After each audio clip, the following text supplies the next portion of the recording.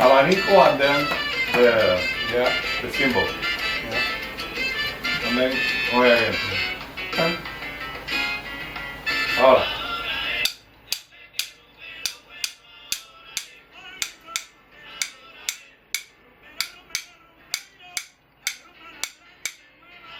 That feels right.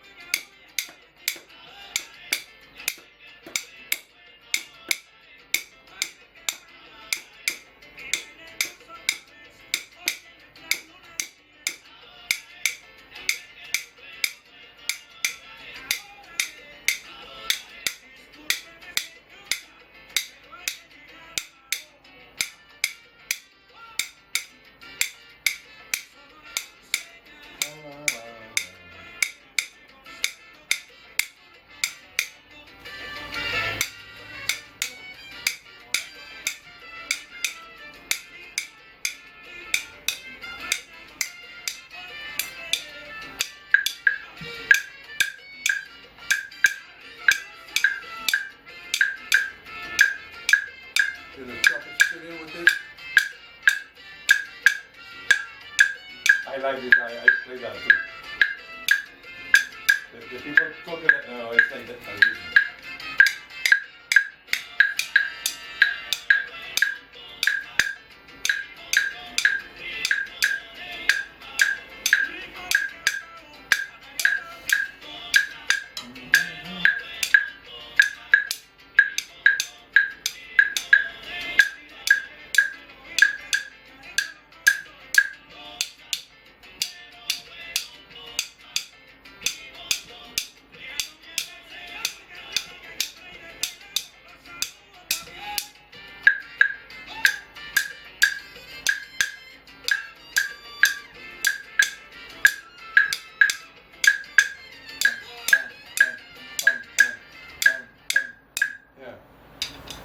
Yeah. All right. So, I was going to transcribe this up Okay. here, and I was going to give you a little bit of theory on this. You want to work a little bit on that today? Okay, yeah. All right. So just sit for a minute, and I'm just going to write some stuff and show you what's going on here. That'll be a little bit easier to understand. And I'll transcribe this stuff for you.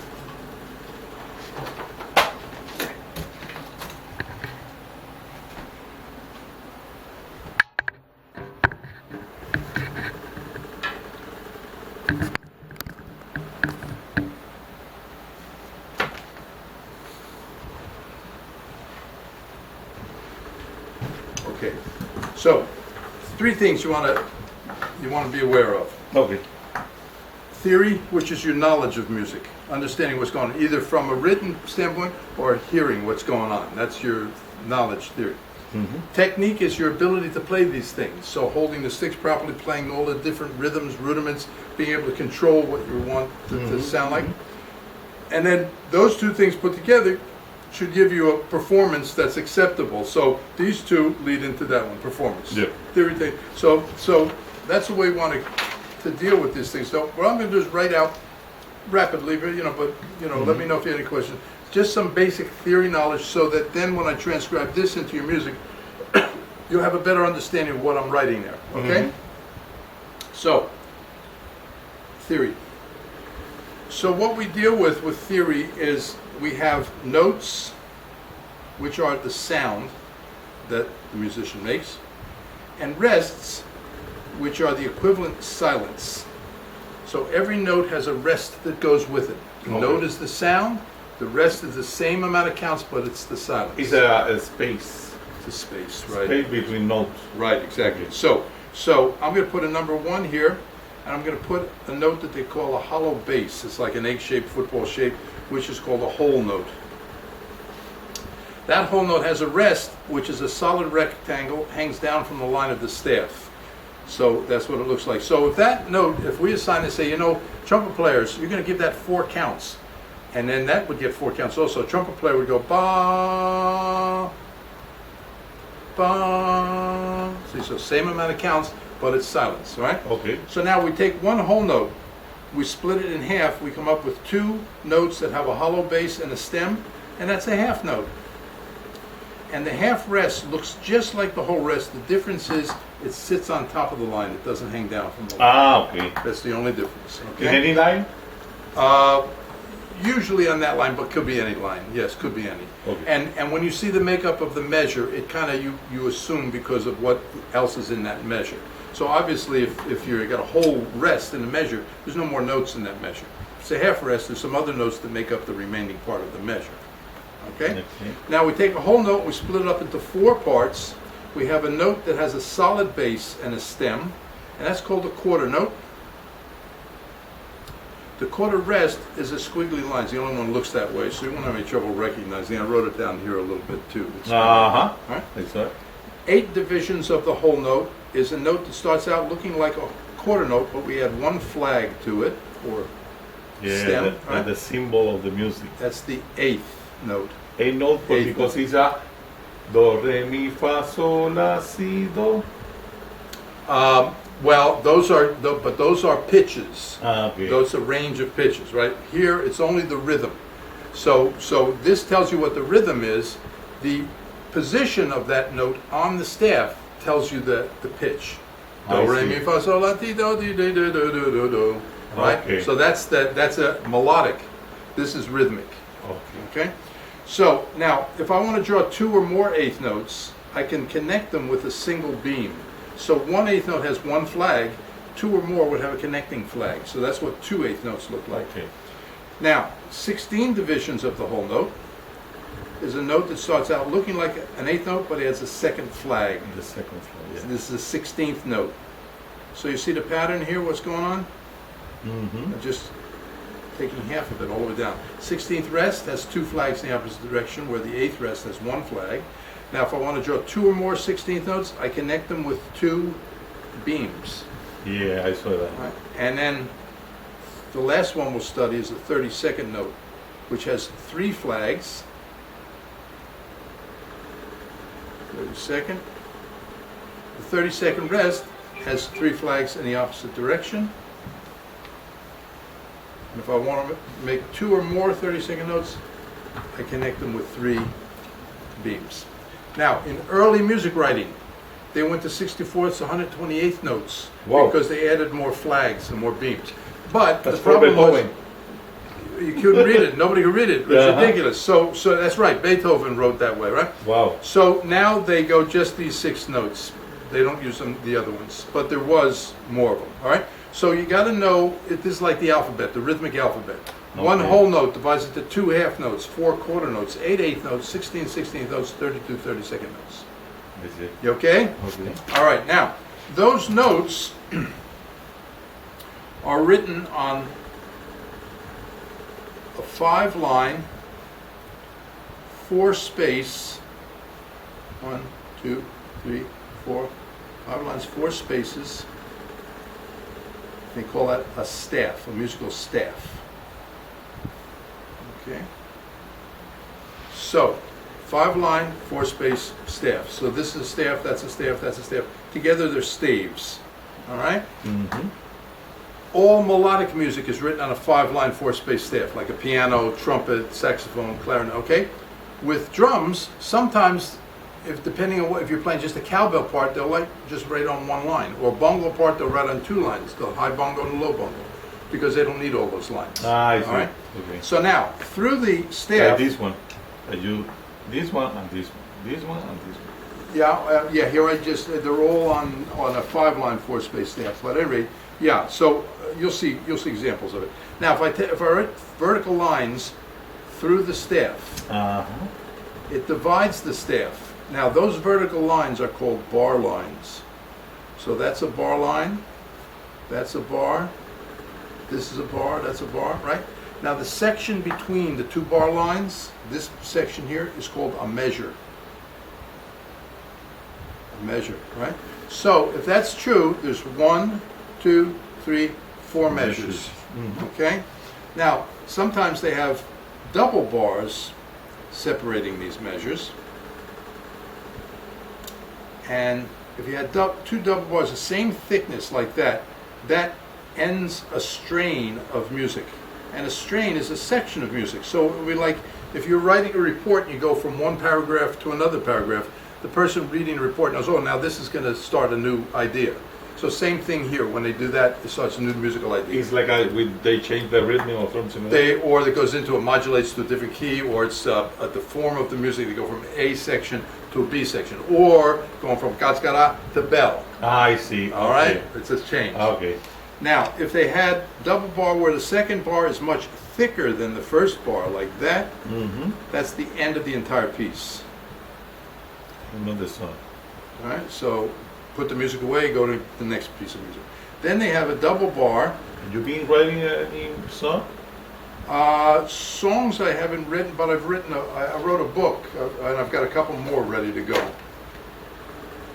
It's an exercise book. Wow.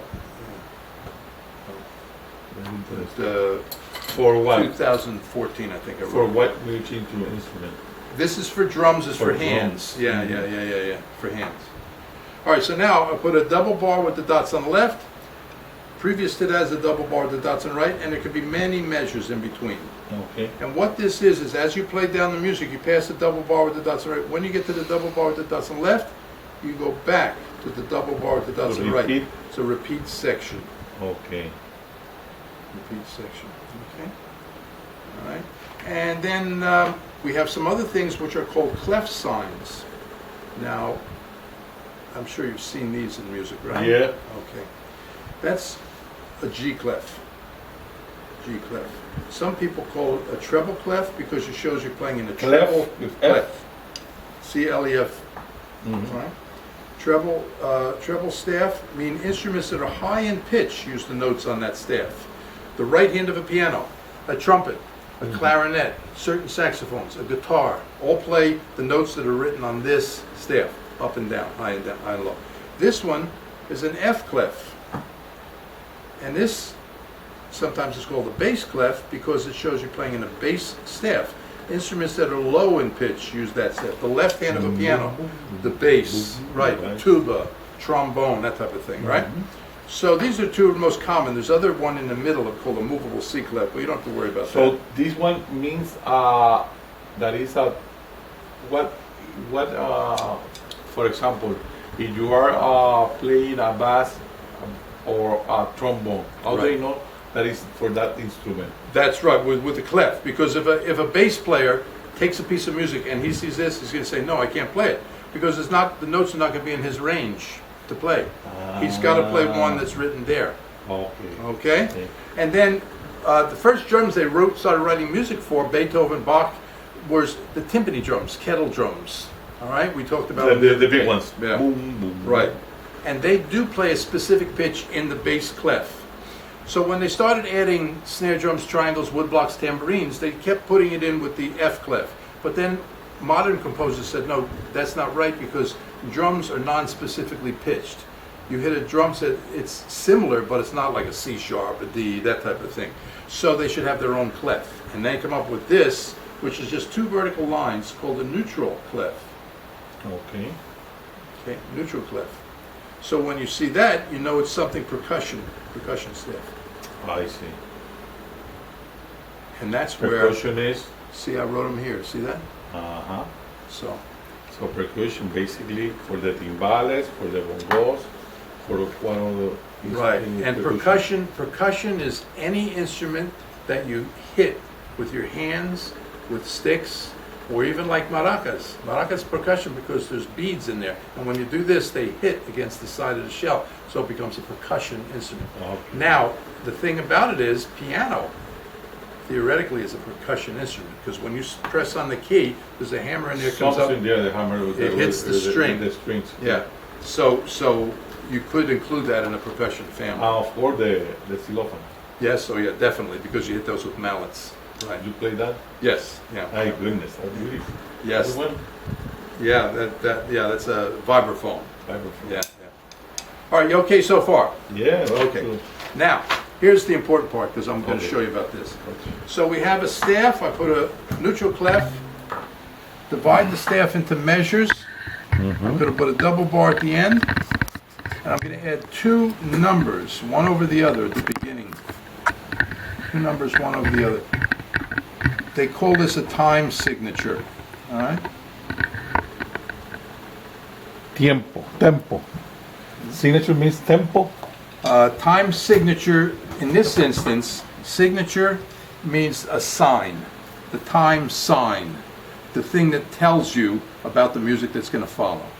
Signature sign. You know, in other words, some people call it a meter sign, but time signature is the way we think of it. So two numbers, one over the other. Top number tells you one thing.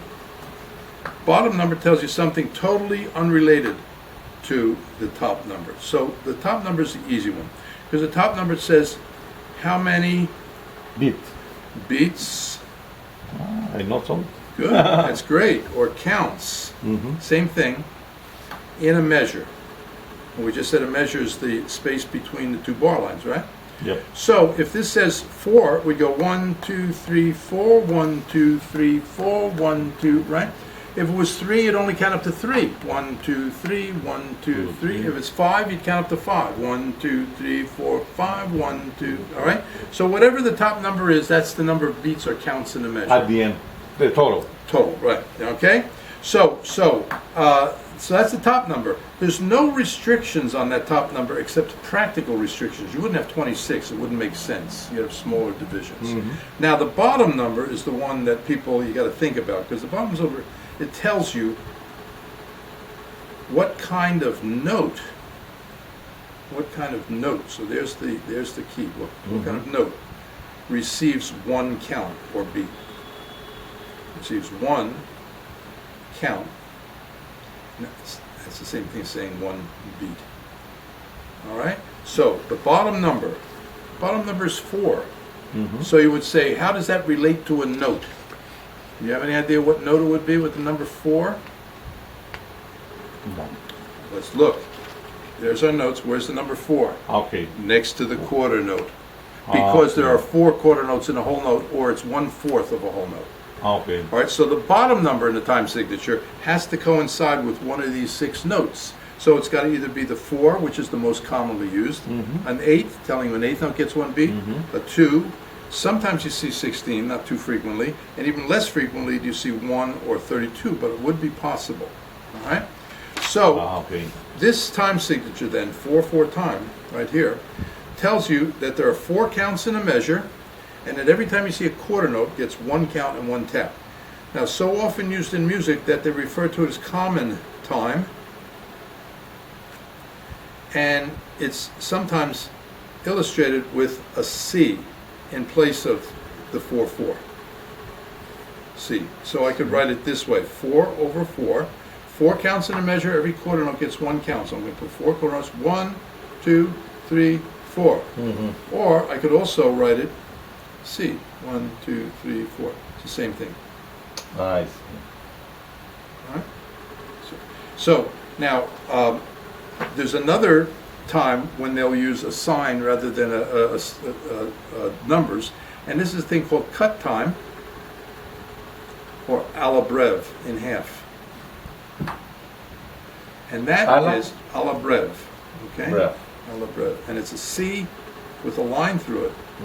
So it tells you that there's 2 counts in a measure, and every half note gets 1 count. Okay, 2. So 1, 2 of 2. 2. Yeah, right? And then another time signature that's important in Afro-Cuban salsa music is 6/8. Okay? And it tells you that there are 6 counts in a measure, and every 8th note receives 1 count. So now I'm making 8th notes because I'm beaming them together. So those are 6 8th notes. 1, 2, 3, 4, 5, 6. Okay? Okay, you say that the bottom is what kind of note Is what kind of note gets one count. So now the bottom number is 8. All Uh-huh. right? So now you go back and say, where is the 8? Ah, next to the 8th note. So that tells me every time I see an 8th note, it's going to get one count and one tap. 1, right? So these are 8th, 8th, 8th, 8th, 8th, 8th. 1, 2, 3, 4, 5, 6. 1, 2, 3, 4, 5, 6. The other one is 1, 2. 1, 2, 1, 2, 1, 2. And this is 1, 2, 3, 4. 1, 2. Now look at this. Those are quarter notes, 4 for time. Uh-huh. There's your cowbell. 1, 2, 3, 4. 1, 2, 3, 4. And underneath that, I put the left hand with the mute and the left hand on the 4. So 1, 2, 3, 4. 1, 2, 3, 4. But you notice here, they both hit together. Just the okay. bell, both. Just the bell, both. Uh-huh. All right? 1, 2, 3, 4. All right, so just one more little thing. And so this is a...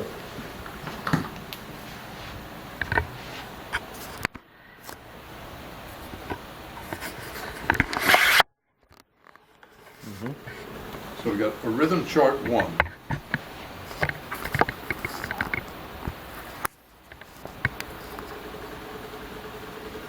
So, rhythm chart 1, 4/4 time tells us there's 4 counts in the measure. Every time you see a quarter note, you hit it once, you count it once. 4 quarters. 1, 2, 3, 4. So if I go up to the next larger note, we know the next one above a quarter note is a half note. So if a quarter note gets 1, half note gets 2 counts. 1, 2, 3, 4. So we would go, if we were hitting a timbale or a bell, 1, 2, 3, 4, 1, 2, 3, 4, 1, 2, 3, 4, 1. So you see how it tells you how many counts to give it, and that sets up the rhythm. Okay? We go up to the next larger note above a half note, it's a whole note. And this is just, it's mathematical, right? 2 half notes in a whole note. Whole note has to get 4 counts. Oh, sorry. So I hit it once, counted 4 times. Okay, but in terms of the hands, Yeah? So if I was playing this on timbales with it, 1, 2, 3, 4. 1, 2, 3, 4. 1, 2, 3, 4. okay, the first one, 1, 2, 3, 4. 1, 2, 3, 4. 1, 2, 3, 4. Sets up a different rhythm. You see how the Okay. rhythms? All right, and I'm going to just give you one more today, and then because it pertains to this. So when I go down below a quarter note, half of a quarter is an eighth. So there are 2 eighth notes that make up a quarter note. So I'm going to take each quarter, divide it into 2. The first eighth note continues to be our number count, 1, 2, 3, 4. my goodness. The second eighth note, I'm going to put a plus sign under it, and when you see that plus, you say "and" or "and." So now, when I play eighth notes, I say 1 and 2 and 3 and 4 and 1 and 2 and 3 and 4. And twice as many taps as are here, Okay. because these are quarters, those are eighths, right? So now, what we can do is take that "and" count, and I can carry it up through all of the other counts, which is called subdividing the count or subdividing the beat. And what it does is it helps you to keep the timing nice and even and understand the relationship of notes. Okay, because this is the whole section, this the whole segment, but this one is divided by the fraction. All fractions, that's right. It's The all based on mathematical equations, right? Exactly. So if you had your timbale sticks, palitos, up there, right? You play hand to hand, one stick after the other. All right, left, right, left, right, left. So, and good form is one stick is going down, the other one goes up. And we're going to count this so you can hear the way it sounds musically, right? All right, so you go here.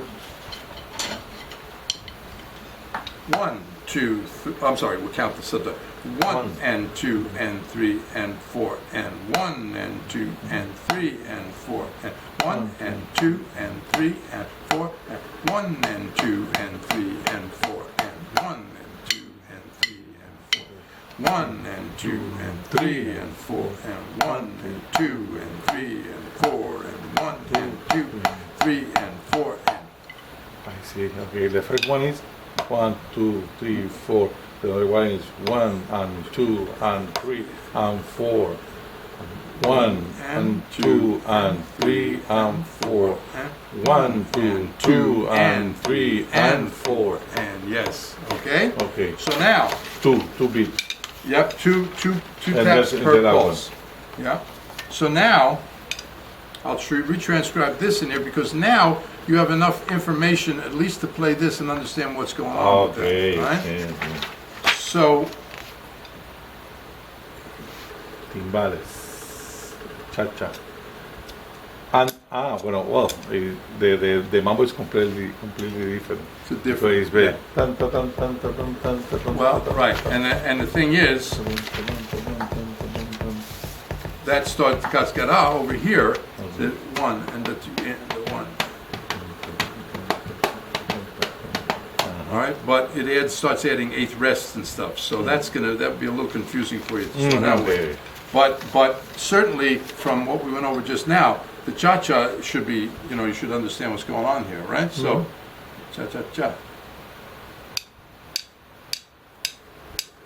So, 4/4 time, percussion clef, 4 counts in a measure, quarter note gets 1 count.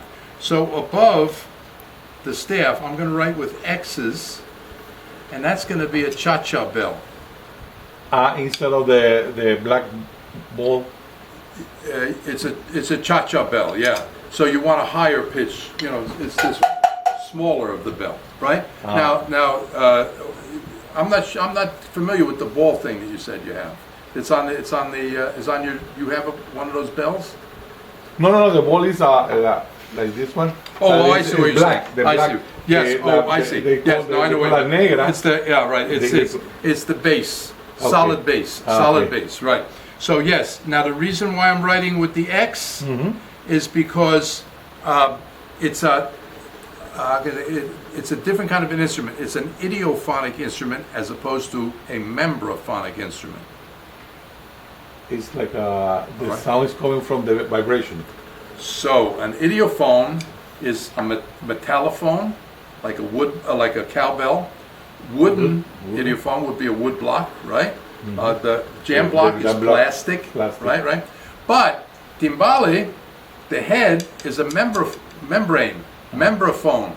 Okay. Membraphone. Right, right. So that's the difference. So the reader can understand when they look at it. Oh, I'm playing on a bell, it makes it easier if you write with different.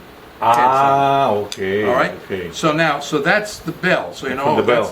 So that's a happened in this case to be a metal thing. Okay, good. Now, so 1, 2, 3, 4.